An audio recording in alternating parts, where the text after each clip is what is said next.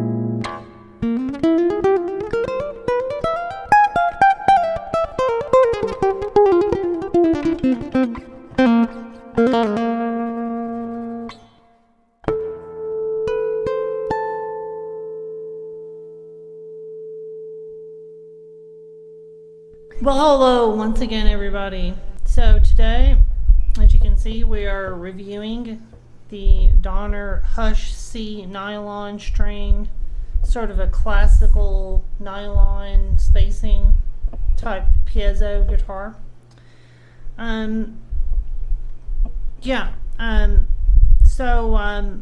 Right off the bat, I'll just go ahead and tell you that I did make some little adjustments to the bridge.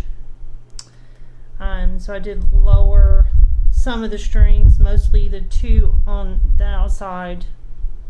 I lowered those, and because it's a very flat fingerboard. But do look in the description for any links and special codes for getting one of these if you want one. Let's have a little radius, and the two in the middle I feel like are okay, but both two on the outside, you could lower a little bit, and then it's pretty good from there. I would, if I was going to really use this a lot more, I probably would want to lower all of them a little bit more. But anyway, all in all, it's a pretty good guitar. I think it sounds pretty good. Kind of does have like a more kind of a apprentice to the upscale Nylon electric type feel about it. I think if you're running through the right rig, this guitar actually could sound really great for just recording or playing live, especially if you have the right setup for it, you know, amp wise, like a digital amp type deal. See, what else did I do? So yeah, so this thing here, I'm not sure if it was supposed to go the other way or this way, but I ended up putting it this way, which I think is backward. But what's good about that is that it gives you a little more stability or something, and this is not in the way. If this part is flipped over here, I feel like it's kind of stabbing into my leg or something like that. So that's cool. And two, I would say these are really nice metal pieces that are bolted into the body, so you could easily mount these to a stand somehow that you could walk up to or something like that, and that would be useful. It would be useful for just that, I feel like, because of that. But yeah, one of the things that I really was super juiced about was that there's carbon fiber in the neck. There's carbon fiber reinforcement in the neck on this. So a lot of nylon string guitars do not have that, or even a truss rod, but maybe the electric ones do. But that's really cool. I feel like that just adds extra stability. You're changing temperatures, especially if you're going to take this maybe like outdoors or something like that. You know, having the carbon fiber in there means that you're not getting any stuff happening, or maybe not as much. So that's really awesome. But see what else. Yeah, do look in the description for any links and special codes for getting one of these if you want one. I kind of recommend it, you know, for certain applications. We're going to see how often I use it. It seems like it's the kind of guitar that could be like your acoustic that you throw on the couch and you just kind of play it whenever you want to play something. So it might end up being that for me. It's just kind of my, pick something up and mess around a little bit while I'm watching stuff. But yeah, not a bad sound at all. Like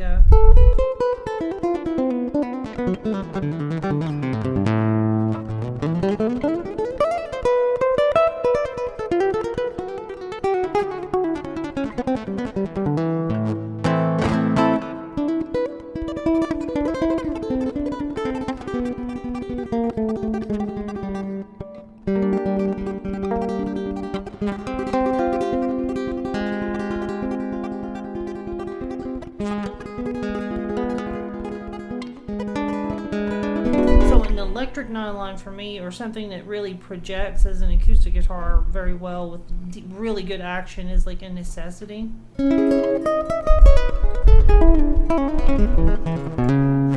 I feel though like I would still want to lower this even more.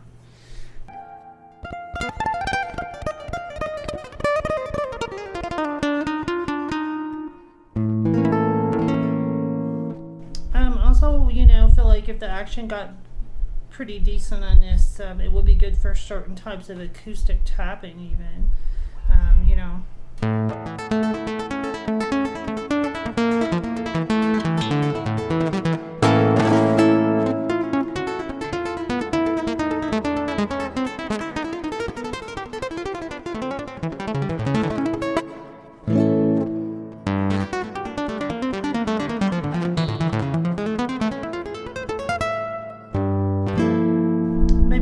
The fully independent stuff, but stuff that's connected, you know.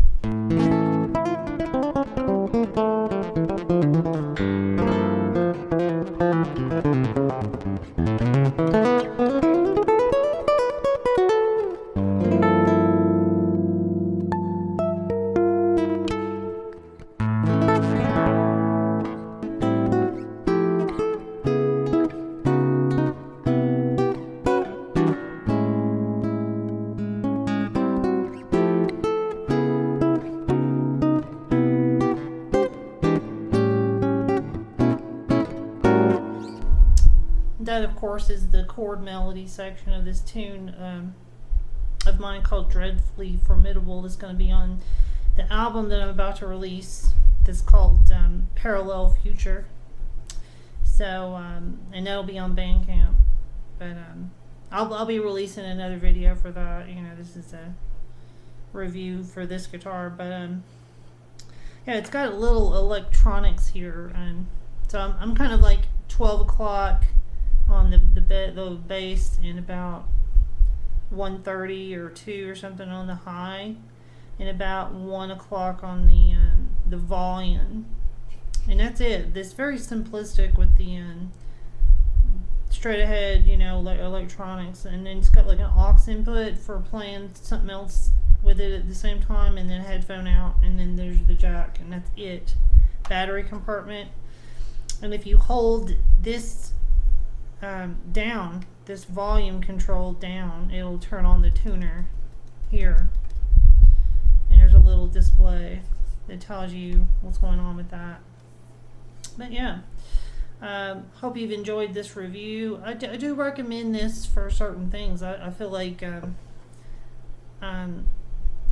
if they right out of the box were to fix this bridge and get the action kind of really nice, just really nice, I feel like they would sell even more guitars, because this is not a bad guitar, all things considered. Yeah, I mean, I definitely recommend it. It's just you know, if you don't like working on instruments or something, or that's a hassle, this might be an issue. But yeah, yeah. So I'm gonna give you an alternate take of some improv on the opening tune I was playing, Black Orpheus, and yeah, I'll see you on the next video.